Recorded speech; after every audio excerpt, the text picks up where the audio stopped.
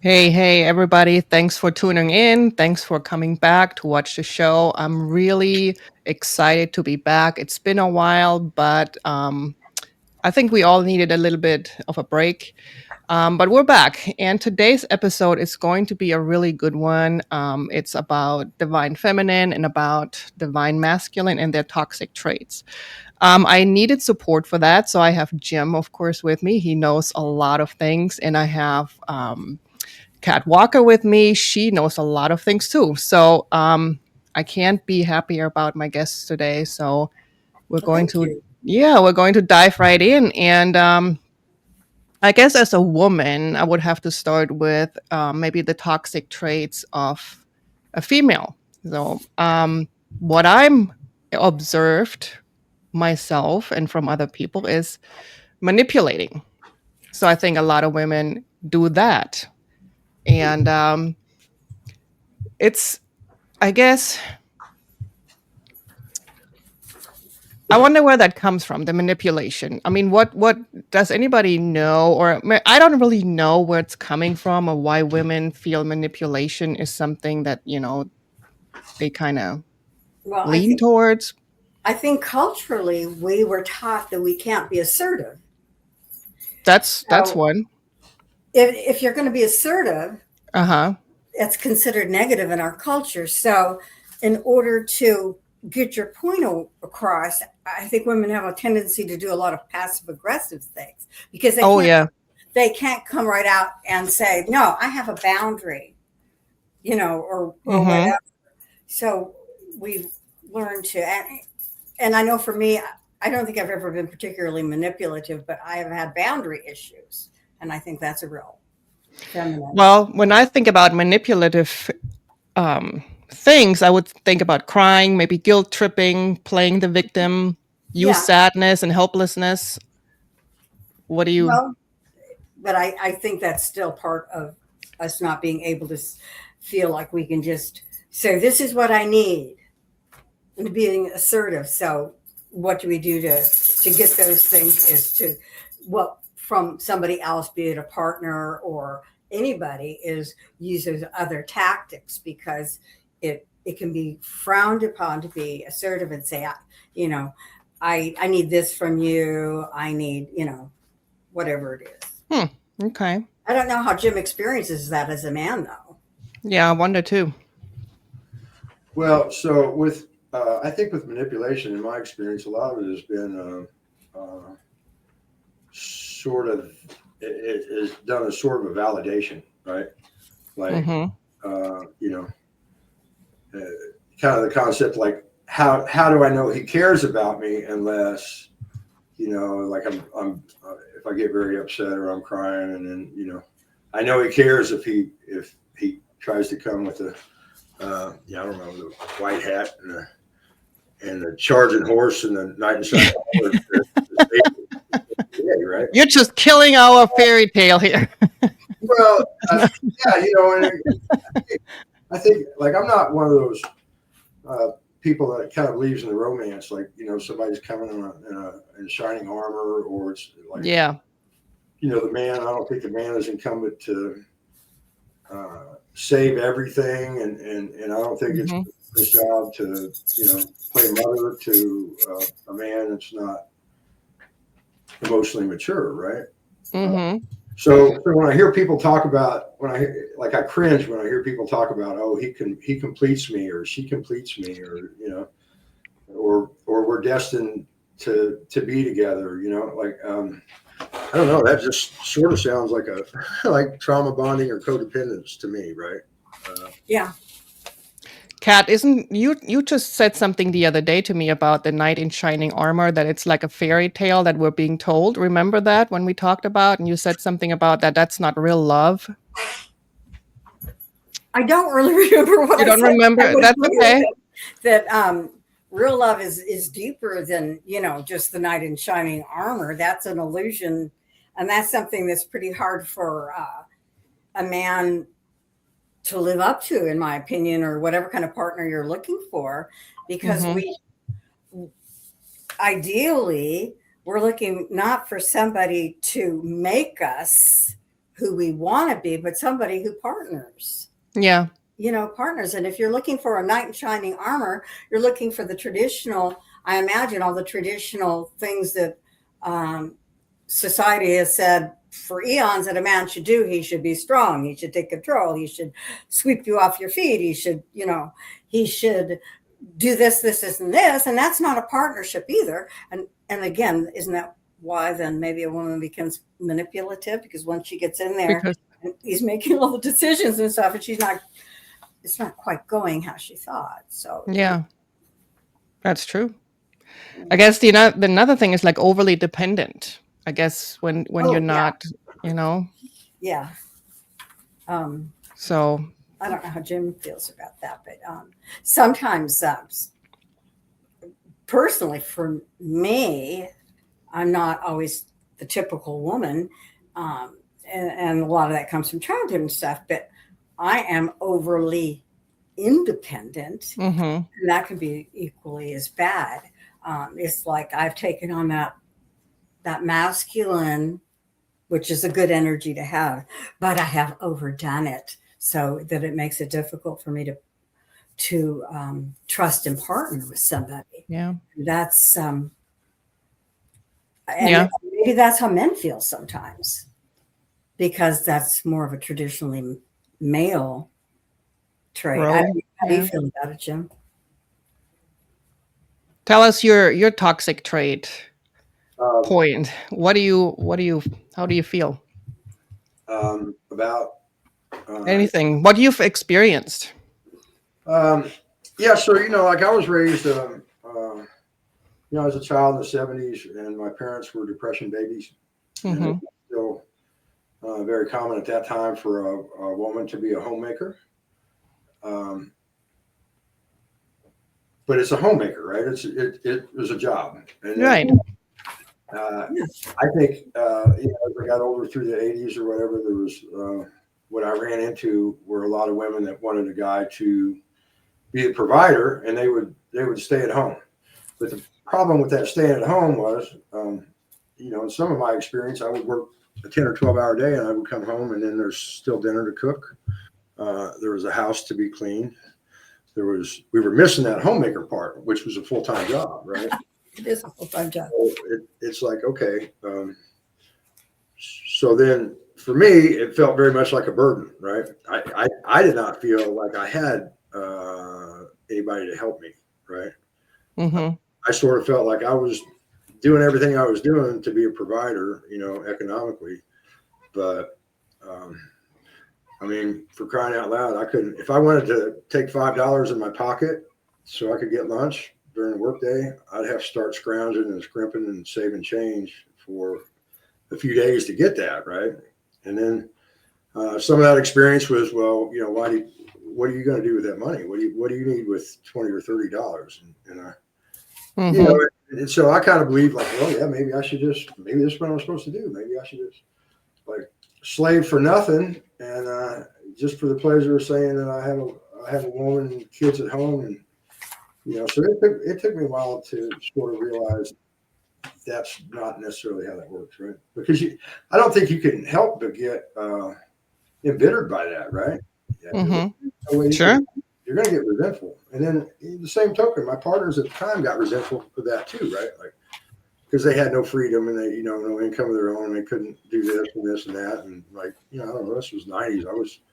I was trying to raise 4 kids and provide a household on $11 an hour in South Florida, which was difficult to do, right? So. And, maybe I'm not a good one for this conversation, Bettina, because that was my experience, because I was always a worker, and I would come home and there's no dinner, the house is a mess. And I'm like, I got home at 9 o'clock and I'm like, oh, hell. Yeah.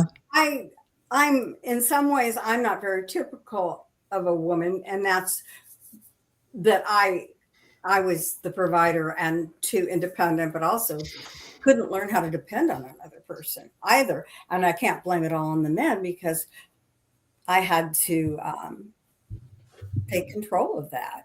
And that's a trauma response. It is. How about you, Bettina? Um, well, for me, it was fear of abandonment. And it took me a long time to really figure out where that's coming from. But I mean, I think for me, and maybe for many people, it's your childhood trauma. I mean, I felt like I was never cared for, but I mean, I come from a different culture. My family is very like hands off, right? But maybe it didn't work for me. It doesn't work for everybody. Just because you're born into a certain culture or a certain family doesn't mean it works for you. And so for me, it was always fear of abandonment. And Um, I think those of us who are more sensitive, it yeah, doesn't work for, because exactly. my family also was not one I could count on. I could count on me. So Yeah, I would be the provider. I mean, it's not what I set out to be, but I would be the provider. And then I would come home and, you know, yeah, then to laundry and housework and fixing the meal. yeah. For me, it was always I knew I'm the only one I can count on, and that's what I did. You Yeah. know, And the same for me. And that's a toxic trait. it is. It's It very is. toxic. And that's something I'm personally working on right now, is to learn to trust and be able to partner, be it friendships. I've been pretty good with friendships, but I'm not in a relationship right now. So um, I on purpose in a way. So Mm-hmm. I Mm-hmm. feel like I need to be able to get there. And, you know, Spirit has actually shown me in the last week, this is something I need to be working on. Um, in some Yeah. ways, I think the trauma can take that male trait, which we should have a balance, but overblow it into some of us, Yeah. some women. Um, I think fear of abandonment for me also comes with that I always needed validation, yes. and I didn't get it. Or a lot of times I didn't get it. But I think that at this point in my life I kind of grew out of it because I don't know, I just did. I guess I healed. I figured it out. When you know what's wrong or when you know what your Right. triggers are, you kind of can work on it. And so For that me, was it's been still, even having been a therapist, it's still layers of an onion. Like I said, mhm. I've been reminded Mhm. this last week that my independence has gotten pretty severe in some ways. And Yeah. so, we have reoccurring trauma responses, I guess you would say. We never completely heal, but I'm working on it. Yeah. I used to give people the silent treatment. So that was my major big thing that I used to do. I just wouldn't talk for days, you know? Yeah, that's a biggie. I have had been involved with individuals who've done that. I know personally, being ADHD, I probably talk too much. What I think, um, and that's not necessarily good either. Then probably my more passive aggressive, and I guess it wouldn't be passive aggressive, but I would just hit a point where I'd say, can't work on this anymore, and I'd be gone Mhm. away. And I'm sure the guy's sitting there scratching his head. And I would have said things, but you know what? If you tell somebody the same things over and over and over, but you don't follow through, why would they take me seriously? Mhm. And so I'm trying to learn in any relationship to live up to my boundaries. If I have a boundary, live up to it. Right. Because it's not fair to the other person, because then all of a sudden I walk away. It's like they're going, well, what the heck? I've been doing this for 10 years and It's kind of wild because the toxic traits I've written down is what you mentioned for yourself is really, I mean, what a lot of men do. Emotional shutdown, I know. control and domination, Mhm. aggression, Yeah. avoidance and non-commitment. So it's kind of like that's kind of what you're telling me what you did. It's to a degree. Yeah. Yeah, To a yeah. degree. And those are things I'm actively still working on. Mm-hmm. But then there's the flip side of what I know I have done, and I know that many women do, is over caretake, over nurture, have no boundaries. I mean, we might say we have a boundary, but do we really have a boundary? So that's very, that nurturance is a very positive feminine quality, except that many of us go to the extreme. Mm-hmm. And I think that talks to some of the codependence that Jim was talking about. Well, yeah, I don't know if it's nurturing as much. I mean, I always kind of experienced it as control, right? Like, Yeah. do what you're told, and I had a mother that I didn't mind, and I always felt like if I was gonna mind a woman, it should have been mom, right? And so I don't know, but that's just a glitch for me too, right? Like I could. I never did ultimatums well, and it seemed like I always ran into people that wanted to give me ultimatums. And with my childhood being what it was, I like, I would do just the opposite of the ultimatum just to show them that I was not the ultimatum. Yeah, right. I might have had no intention of doing a thing until somebody told me, "Don't do this thing, or else you're going to regret it." And now I have to do it, right? I Yes, know. that's true.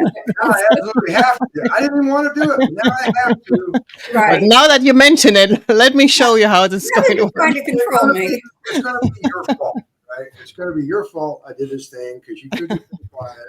But yeah. So, Oh, Lord. I mean, I'm not saying in my youth that I wasn't sort of toxic male. I mean, I think, so most men out there, who was I telling this to the other day? I said something about him getting emotional maturity somewhere between 33 and 35, right? I think that's sort of when, if a man is going to become emotionally mature, he's going to do it like, 33 to 38. I You don't think? think, Huh. yeah, yeah, it's kind of the culture. I mean, I don't know. I should Well, I apologize. think you probably have a better feel for it than I do. I should apologize to women in mass in the United States. It's horrible. It's about sports ball, which is an aggression dominance kind of thing. It's it starts in junior high and high school. Boys kind of look up to the athletic jock, the alpha male type, like everybody wants to be that. Mm-hmm. And most, in my experience, most alpha males I ran into are suffering from some deep-seated insecurities, right? And so that's an overcompensation, right? Like the big truck, and it's it's a compensation for some other things. So, like, I don't know. I would agree with that. I would agree with that. Or poor modeling within the family. I was involved with one man for quite a long time, and I don't handle people raising their voices very well. And after knowing him many years, he got on my face one day and started screaming at me, and I just shut down. And he finally he said, "Why are you not responding?" He was, saying ugly stuff, and I said, "Because I don't deal with that kind of thing." And he said, "Well, didn't your father ever yell at you?" And I said, "Yeah, but you're not my dad." Mm-hmm. And I didn't have sex with my dad either. Yeah. I mean, to be frank, there's a different kind of relationship. And Yeah. yeah, I guess sex is another thing that people or that women use to manipulate, right? I think so. I think so. Uh, Jim, Uh, you seem like you have a point there. You have something. yeah. I mean, I've seen that, but I think that kind of comes with youth too. But it also comes with how a woman sees herself, right? So, I mean, it goes back to that validation I was talking about. If that's what she sees herself as bringing to the relationship, then of course, that's her currency, right? So, That's true. well, if you as a guy, if you do something to disappoint her, how else is she going to show the disappointment, right, or the disapproval, unless she's going to deny sex? So, um, which makes it a very transactional relationship, right? Yes. So, Yes.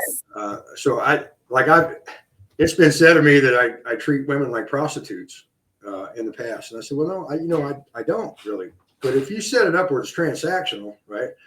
Like I have to do this thing to earn your favor, and then I can have this. And if I don't do this, then I can't have it. Or if you're mad at me tonight, like, nope, none for you, because I've done a bad thing, then that's just the process is the same as using the coin of the realm to negotiate a deal, right? I agree. So is it, is it the man or is it the woman? Because I mean, let's face it, it's not just men are sort of raised with this, awkward concept of what men should be. Women are also raised with an awkward concept of what women should be, right? Yeah. And what their value is, especially like through the 80s and 90s. It was all about big hair and hooker hoops and impossibly thin bodies. Yeah. And so if you didn't, I mean, thankfully now women are starting to look more like women, right? So they should have curves. Curves are a good thing. It's not, but I mean, they still have this body dysmorphia for men and women both. Yep. Most women do. And yeah. And so I really think how people see themselves, male or female, is whatever concept and image they have for their own identity. That's what they're going to bring into their relationship, right? Yeah. I don't know. I don't know how you are, Bettina. We've not discussed this before, but when we're talking about sex as currency, now obviously our culture has raised women to believe that we have to look a certain way and do all that sort of thing. So we are taught that it is currency, and then we reach a certain age. Do we have no more currency? I don't know. But so I'd be interested to hear what both of you have to say about this. Is when the woman initiates sex more often than the man. Then is it a question? Yeah, I mean, how do you feel about that? Is because I imagine for a man it can be flattering, but then a man can use that also as currency and say, no, I'm not in the mood. I didn't like dinner or something. I don't know. I didn't like dinner. You're not getting any tonight. Yeah, that steak was tough. So for me, from my experience, I was raised Catholic, and that's still kind of ingrained in me. I was really taught that I do not approach men. Okay, a man really needs to show me first that they're interested, and then I can reciprocate. So that's kind of how I was raised. And for me, I still work on that I actually have control in a relationship as well. It's not just one-sided, right? So this is something I'm still learning because that's how I was programmed. So I'm still trying to learn out of that. Yes. Very, very strictly Catholic by a mother who went to mass every day. But we all take away different things, and I think I was the rebellious child, so I was the opposite. Yeah, and I maintained some of that oppositeness. But so does that, as Jim, if a woman is, obviously, if a woman is sexually assertive in a relationship, how does a man feel about that? Well, yeah. Well, of course, you're one man. You can't speak for all mankind. That's not fair. Yeah, I think it would depend on the man, because there are going to be some men that are going to be intimidated by that, right? With a woman that is initiating a physical, contact. And then there are going to be some guys that, are not intimidated by that. So I think it really depends on the man. I don't know that that's something we could talk about like stereotypically. Mm-hmm. in general. Well, I do think because of the issues of consent nowadays are very prevalent. That's a good one. How a man, and I've had this experience before, who has, in essence, sexually assaulted me, said I was giving signals, but yes is yes and no is no. And when I say no, that means no, whether I'm a sexually assertive person or not, in this day and age. So I feel like in some ways a woman needs to be somewhat clear to a man. It's only fair to the man as well as herself. See, I would agree with that. And so for most of my life, going back into my teen years, I was one of those guys that I didn't really want to assume anything or take anything for granted. So, so my partners had to pretty much say, hey, like, I'm interested in you. Like, what's going on here? Right. Or ask me if I'm gay. I've got that before. Are you gay? I'm not gay. And they're like, well, I'm sending signals. I was like, well, you just got to spell it out because and that's what but then I'm somebody who spells things out in general. I'm pretty clear. So when, and I'll share this with you all. I was about a year ago, an old boyfriend who wanted to be friends with benefits. I told him absolutely not. I wasn't interested in that. But we could remain friends, and we went out as friends several times. It was fine.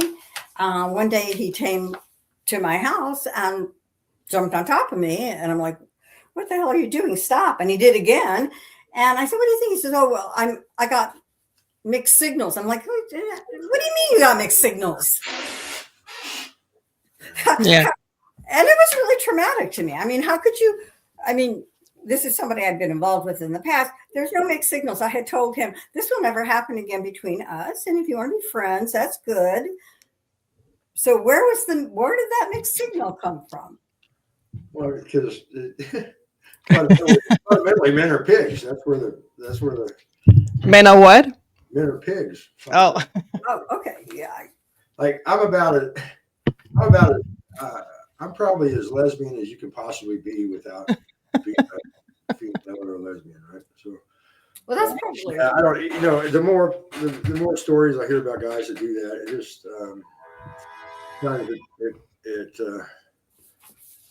it makes me ashamed to have testicles, right? Because like that whole thing could have been avoided. Like he could have just said, "Hey, Cap, so you want to get naked or what?" Right? Yeah. And certainly, you could have validated his signal.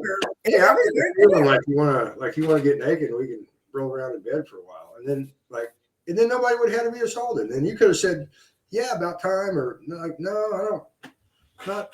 Not today, right? You know what I mean? Like there could have been a conversation around all that, but I don't know. Absolutely. Men sort of feel like I don't know. I don't know if that's that masculinity that maybe that's that sort of toxic masculinity or a caveman. well, yeah. I mean, one thing I have written down here is for toxic traits for men is control and domination. So that would fit right into that category. Yeah. Yeah. And this would be a person that I knew for a while and that I never would have. I was shocked because he didn't seem controlling or dominating or anything, but so I don't know. But yeah, there was part, control I didn't see. Mm-hmm. Domination, that feeling of wanting to dominate. And it was there, but I didn't recognize it. I think I'm just so blunt and upfront. It shocks me when somebody misinterprets my intentions. Or he didn't interpret. He just thought maybe I'll give it a shot. That could very well be too.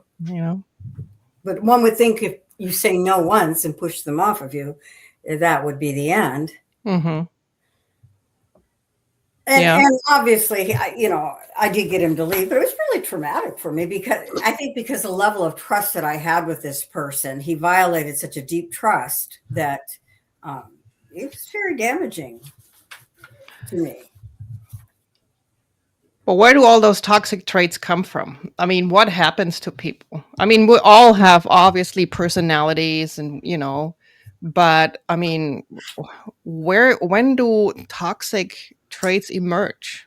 I mean, when does it become toxic? Well, I think we're always supposed to be looking at our shadows. We don't always see them. Mm-hmm. I'm on a constant dance with my shadows, trying to embrace them, understand them, and incorporate them in a healthful way. Do you think for women it's like father issues when they say you have daddy issues? It can be, Mm-hmm. it can be mother issues too. If your mother, my experience as a therapist has been whatever parent you had that was dysfunctional, you will carry that into your relationship. If you have a dysfunctional mother, the mother was more dysfunctional than the father, then you will seek out somebody who matches that mother subconsciously and try to work it out. Mm-hmm. If it's father, it's the same thing. So I don't think it's a male female thing necessarily in my experience. And I did work with perpetrators of domestic violence quite a lot. And actually, this research that I was doing with my partner in that environment, we discovered that the men had more daddy issues than mother issues. Lack of acceptance from their fathers. Now, if you have two screwed up parents, It's all over.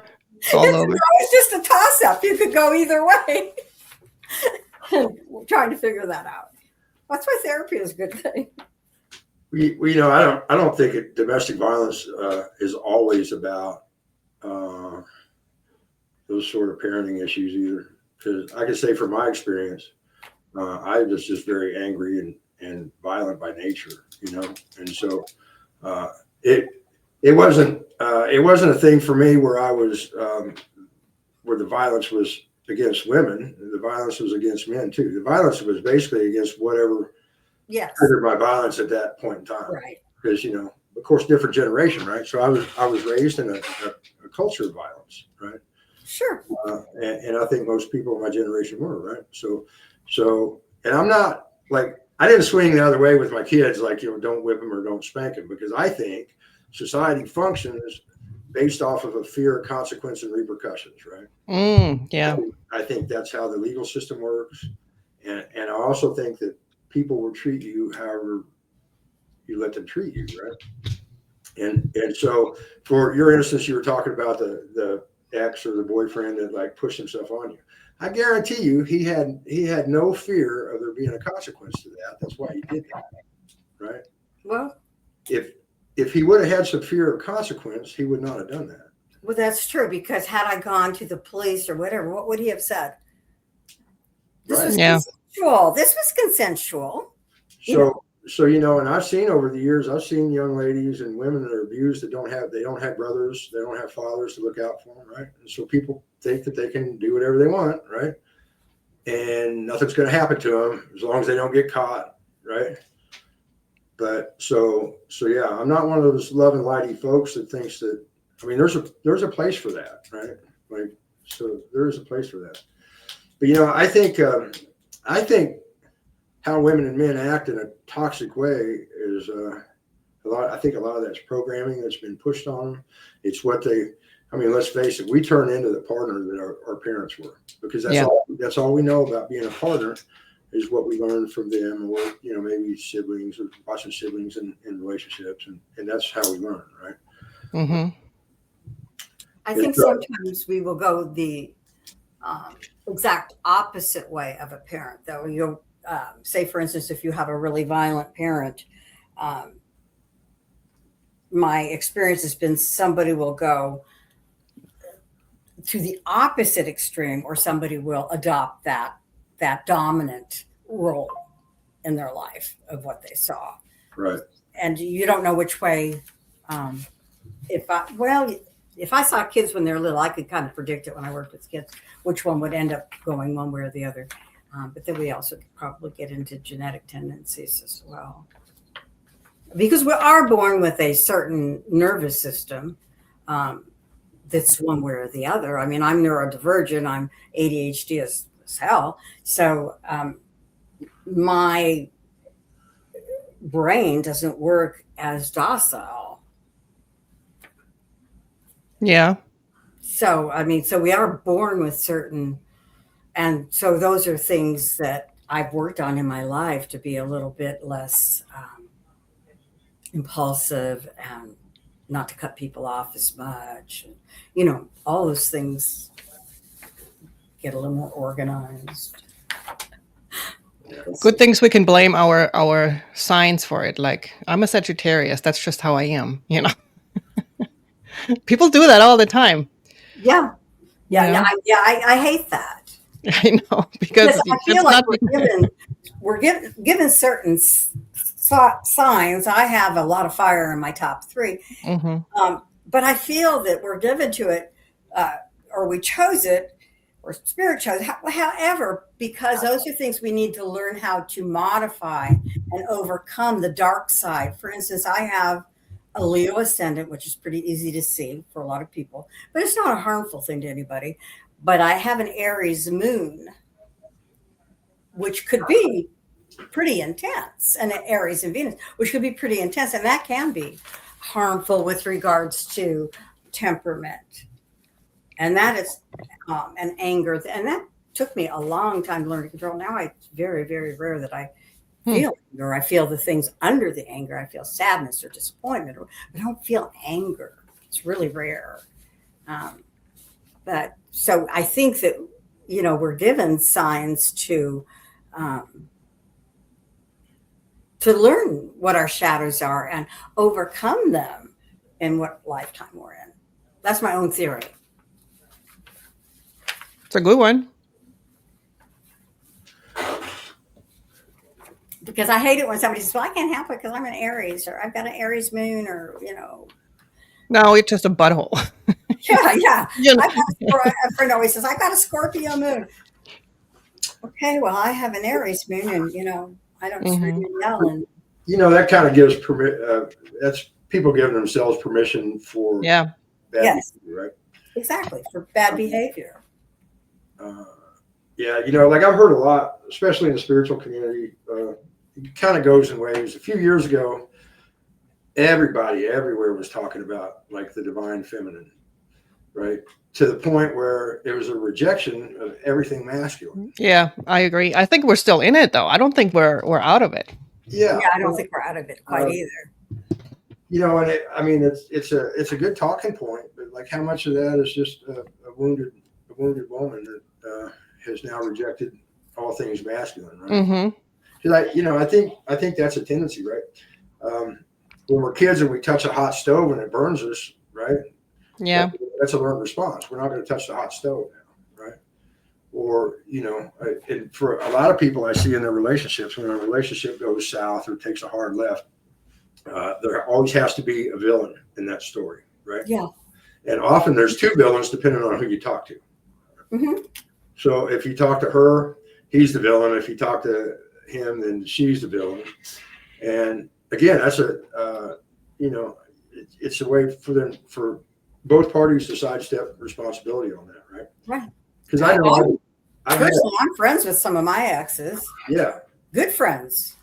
Well, I've stayed in touch with mine too, but and I can say that I was not perfect, and they were not perfect. And I think each of us gave as good as we got in those relationships, right? I agree. I also think it's a growing thing. And for me, you know, two of those long-term relationships were 13 years apiece. And I just can't throw that away because that's significant, right? 13 years is a long time. So I was lucky enough that I actually tried to sort through like the things that I did wrong because I didn't want to make those mistakes again. And instead I made whole new ones, right? But I didn't make the same ones again. So me as well. I think that's a growth thing, right? But it is. But I think to step into that sort of divine feminine or divine masculine, I don't know if it's shadow work so much as just a responsibility, right? To I think that is kind of shadow work in a way. yeah, yeah, okay. Well, and it's integrity. We have to accept responsibility for stuff. But you have to figure out what you have to accept responsibility for. That's A true. lot of people don't know that. So I think you have to dig a little deeper to figure out what is my toxic trait? Where is Mhm. it coming from and how can I fix it? Yeah. You know? And then you take accountability for it and hopefully you heal and you move forward in a better, more healed way. I can honestly say I don't really think I got my anger issues, which I didn't even really realize I had, in a sense, under control until maybe 20 years ago. Hmm. No, that's not to say I can't lose my temper, Sure. but Yeah. it's pretty. You got to do something. If I lose my temper, it's usually for somebody I care about, not for myself. Um, Gotcha. you don't hurt my friends. You don't hurt my dogs. You don't hurt, those I love, my grandkids, my daughter. Hmm. That's that's where I could lose it. But even then, I can generally contain. Well, I don't know. Don't touch my dogs, but But that's not really a toxic trait. It's more like a response, yes, maybe. Do you think? yes, yeah, I yeah, think a toxic trait is more like, what you do with partners or with people in a right, relationship, maybe. right. But I mean, toxic traits bleed over into all That's no, relationships, you're right. You're right. friendships, community. I think a lot of it has to do with the expectation that we carry. I'm Buddhist enough to believe that expectation is the root of all suffering, right? So, I Hmm. I would agree with Yeah, that that's the completely. truth. but like it's sort of that romantic, poetic relationship, right? Like the star-crossed lovers that but it depends if somebody's carrying the expectation that their partner bring this into the relationship. I for one think that's could be a little bit unfair, right? Like Hmm. because I've seen that. Like people are they're miserable or they're depressed or they whatever, and then they expect this person to make them feel better. And like, It's true. how can you do that? Well, and what I used to see a lot when I did couples counseling, I did so many different kinds of counseling because I worked in an area where there was a shortage of therapists. So I would take all kinds, but what I see so often was what I would call the partners expecting the other one to read their minds, to know what this is the expectation. You never discussed it, but you know is this can be as simple as I'll never forget. I was counseling a couple once, and he was complaining because she made him fried egg one day, and she didn't put pepper on it while she fried it. Well, that's how he had been raised. She did it wrong. His expectation was that she would put pepper on it, not knowing that that's not a cultural thing. That's not how fried eggs are necessarily made. So he had such a skewed expectation just of frying an egg that became an issue. And instead of just discussing, um, you know, somebody does it wrong one time, and you just say, "Hey, could you put some pepper on my eggs when you do them, or why don't I cook the eggs?" Is it a male thing to say maybe I mean, I don't know. I was always thinking that men don't communicate well enough. Is it like a communication thing, Jim, that maybe men don't communicate enough or I don't know. So for me, I think it's how we communicate and what we're going to communicate about, right? Like, Mhm. so I've seen people argue about how the vacuuming in the house is done, right? Yeah. Do we dust first and then vacuum, or like do I've seen people argue about how to load a dishwasher. Oh, Right? I've seen that one a lot. And I loaded like a drunk raccoon. so I think to myself in those instances, right? I don't care how good of a communicator you are. I think the topic is just shit, right? Like Mhm.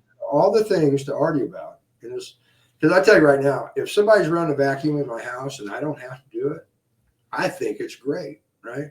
And would. If there's some areas that they miss, I will quietly, when I they love leave, that. I will go hit those areas, and that's great, right? Mm-hmm. I'm going to be appreciative of that. But then what's really underneath the vacuuming? There's usually a deeper Yeah. It's a issue control issue, right? that the person doesn't even realize. Or somebody has to be right, or there has to be, or I don't know. I mean, I don't know. I've seen people in their late 40s coming up on 50 that have to, Well, and the scorekeeping. I always used to tell couples, if you're keeping score, you've lost a lot if you're keeping score.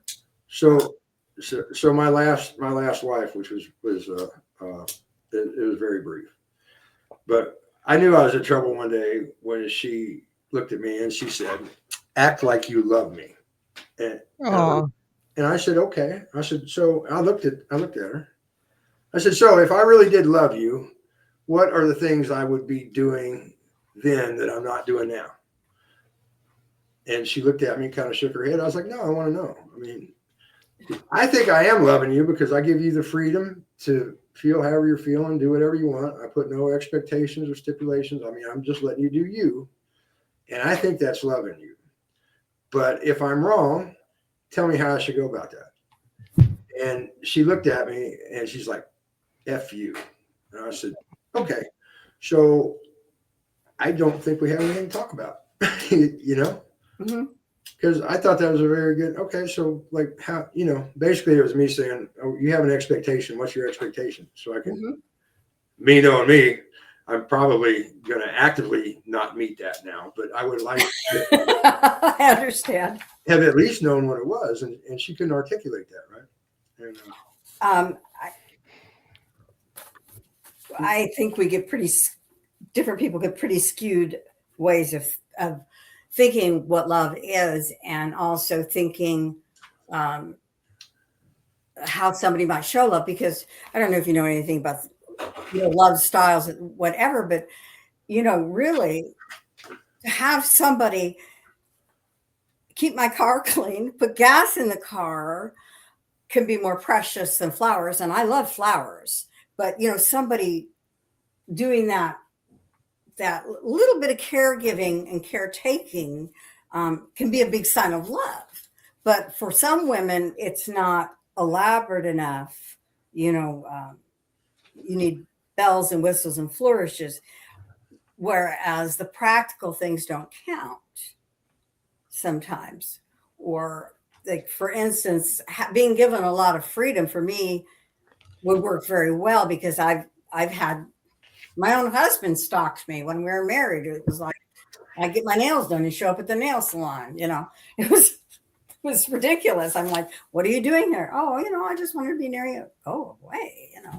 Mm-hmm.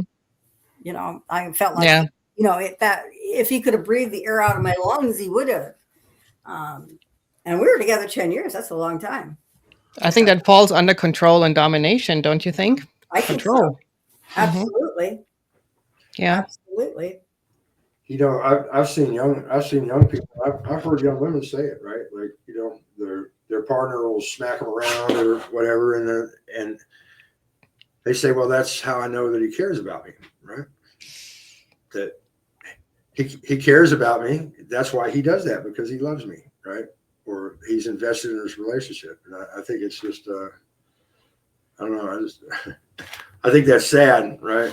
But I don't think it gets better until men and women both sort of hit that self-actualization, self-realization stage, right?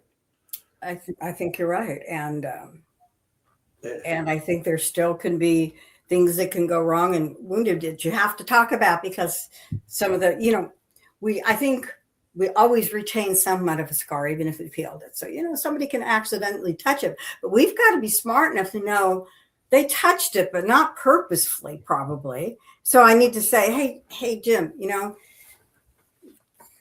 I know it's stupid, but this hurts me. I thought I was beyond that or whatever.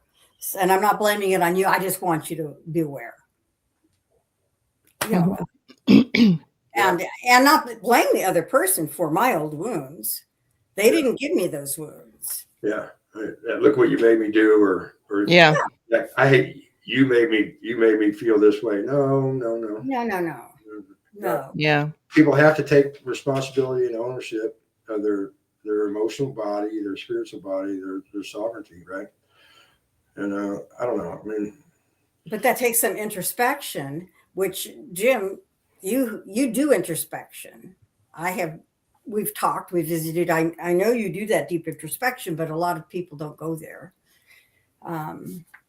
And so they walk in the shadows of their feminine or masculine. And the other thing is we should have, like I would say, Jim, from what I know of you, and I think we've had some deep conversations, or at least one. You have a fairly well defined female side, which I applaud you for. well, that's the point to the spiritual energy of divine masculine and feminine, right? Right. So, these people talk about, well, let's embrace the feminine, but they reject the masculine. That's not how that works. Right. And so if you're only divine masculine, you're a toxic alpha asshole is what you are. Then It's the yin and the yang.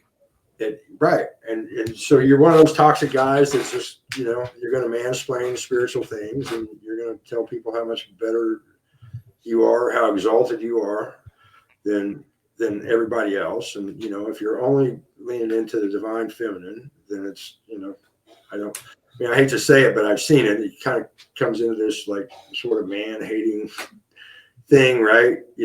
Right. I have lesbian friends, and I used to kid them. I was like, you don't really hate penises. You hate the things that penises are attached to, right? So, sometimes it depends on the individual penis what it's attached to, but yeah. Yeah. So, yeah, I mean, that's just, so I think everybody should strive to like balance it. And for me, the divine feminine is more that sort of, it's the womb where things are conceptualized, right? So that's the being, right? The state of energetic being where all things are possible, and ideas are hatched, seeds are planted, right? And it's gestated. And male energy for me, no pun intended, but it's very penetrative, right? So it's an action energy. It's a do energy, right? And so I like to explain that as be and do, right? And so we should all have that balanced in ourselves. And, I don't know that I actually ever thought I was developing divine feminine energy, but I did lean in towards how to be. And I try to balance my be time with my do time, right? And so, yeah, I could see, thank you for saying that. I can see that. I consider that a compliment. And I know that personally, I have a lot of masculine traits, and I actually have to kind of have had to learn to soften some of those traits because I have some toxic male traits. So that's not divine. No. But it's something I work on.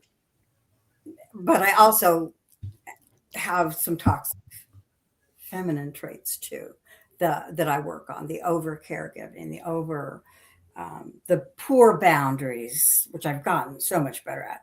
But at my age, I'm still needing to do the work on it. And there are these things I think about every single day and think, how can I do it better? How can I be better? Yeah. So really, yeah. So what I'm getting from our conversation is that we can't really assign certain things to just female or male. It's kind of like across the board, And so I guess maybe that's the divinity in us to figure out which ones are, because I think that when we do that, we assign labels to something and say only women can be manipulative or only men can be violent, because that's not really true. That's not true really. At all. It's just kind of like how you kind of present yourself, or what's, kind of that. Yeah, there are men out there that are every bit as manipulative as women, right? Mm-hmm. there are men out there that will throw a hissy fit to rival the woman I've ever seen, right? It's So, true. um, yeah, and yeah, I mean, I've seen women that are more prone to have a little too much to drink and beat the hell out of their men, right? I have seen it as well. Working in that type of field, we were one of the only, where I lived, we were one of the only programs that would actually take women into the groups with the men. So I'd have aggressive women with aggressive men in the group. But actually, I think it was a very good crossover experience for them to learn. And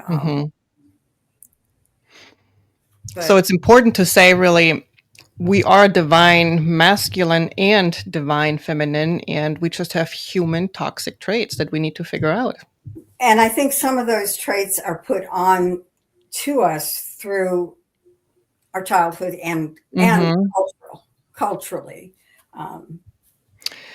I believe, at least for me, what I learned is a lot of my toxic traits come from the feeling of self-worth or not having enough feeling of self-worth, you know? Mine as well. So that is something I had to learn over the years. It's Well, that's sort of I don't want to get incredibly obscure, but that's sort of our creation of our ego, right? Like so my view, and it's debatable, but we're born as this pure consciousness, and then we very quickly start trying to become things, right? We're trying to become something, and we're trying to figure out what we are, and that's all the ego is trying to. So we start having all these experiences, and then it becomes part of our identity that we're all these things. And then, even worse, as Ram Dass said, then we try to become somebody special. We go off to college and we educate ourselves. And now that we become somebody, we want to become somebody important, Yeah. And I think that's sort of the way all these things get carried forward because, like I said, we really don't know our parents are our example to be parents, right? And so unfortunately in today's times, there's a lot of single mothers raising young men, right? True. And so they don't have a role model to, or if they do, God forbid, the worst things, mom's got a revolving door from desperation of people that aren't good role models. I agree. And that's what they learn, right? Right. Or dad was maybe an addict or whatever, and so that's how they learn. And I don't know where you go to get like good role models. But I will say this: I have seen men who were raised by single women who really struggled, who learned so much respect for women because they respected their mother, and became, I would say, very stable men with a pretty good balance of male, female. So it's, you just don't know how it's going to turn sometimes. Right. Yeah. So she could have 10 kids, right? A single mom can raise 10 kids and there's going to be 10 different takeaways, right? Yes. Yeah. Yes. We're always born to different families, no matter where we are in the pecking order when we're born. Of us are raised in different families. There are 5 children in my family, and we are so very, very different. Of course, as we know, I'm the most different.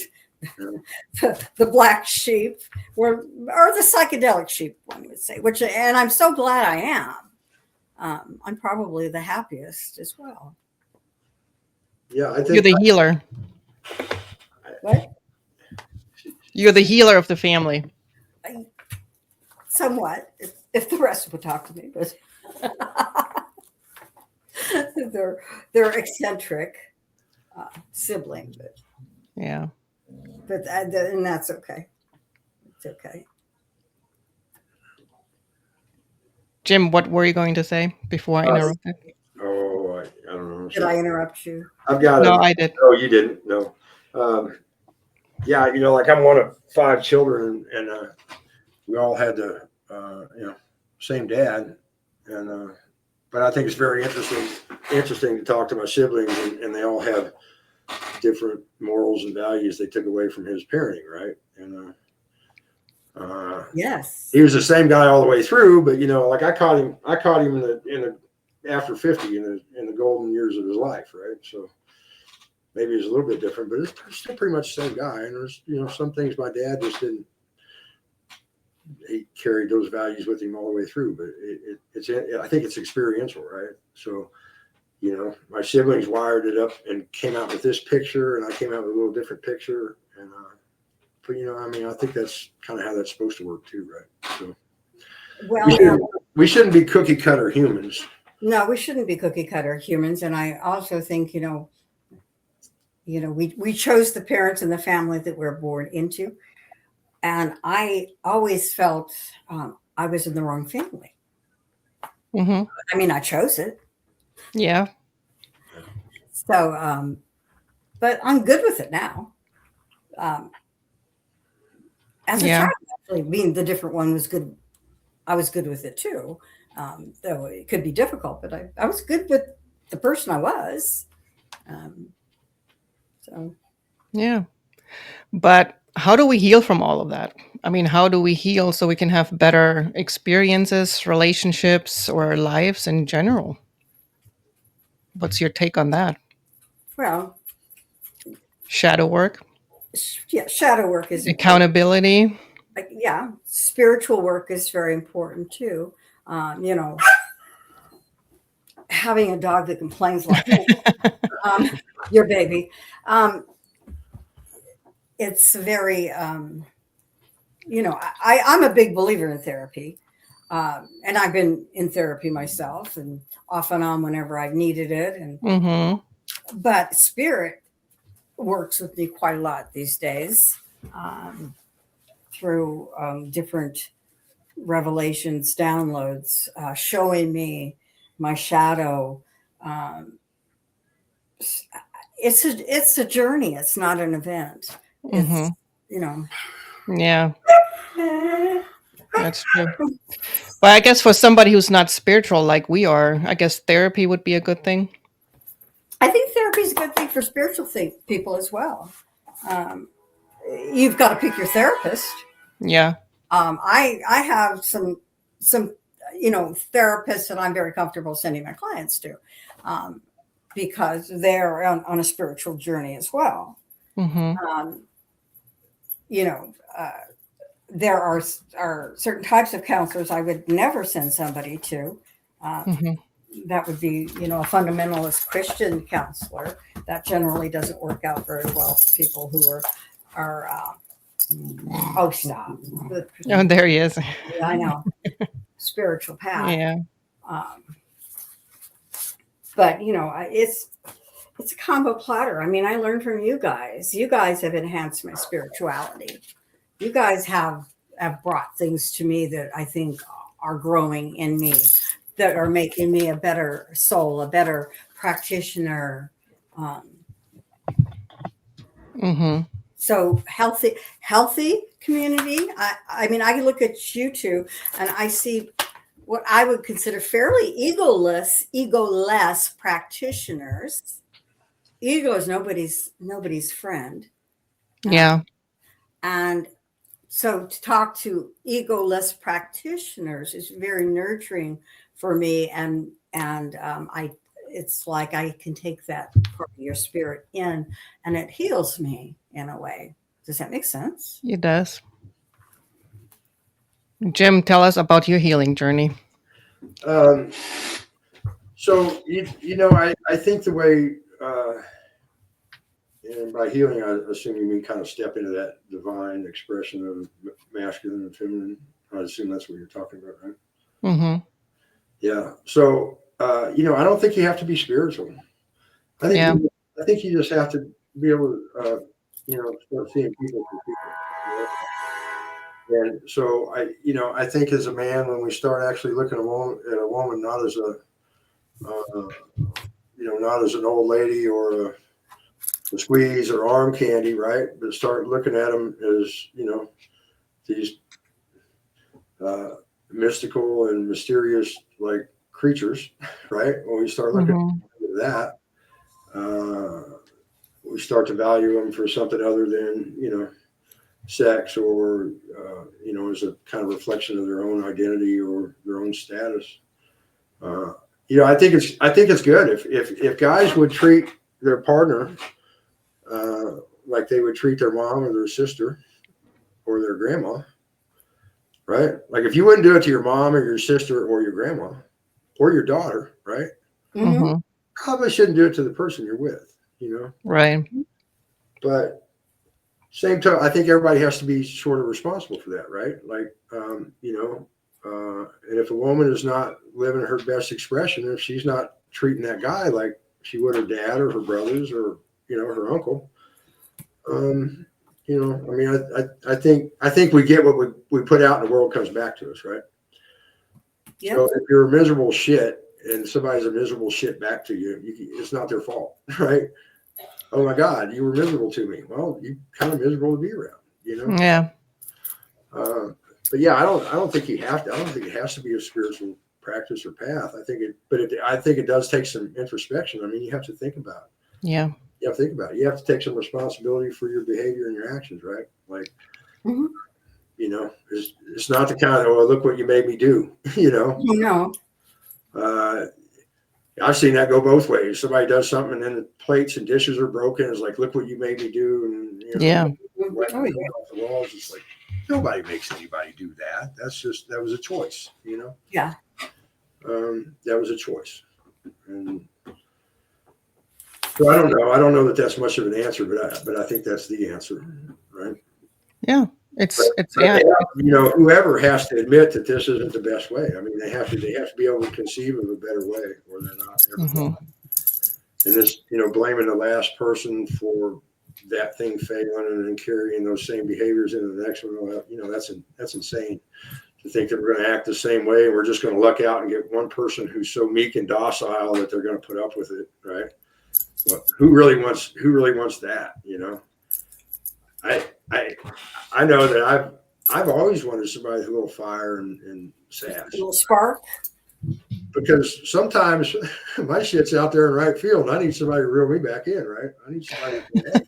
I get that. I get that as well. So to partnership, like a docile little wallflower that doesn't argue with me with that would just bore me to tears.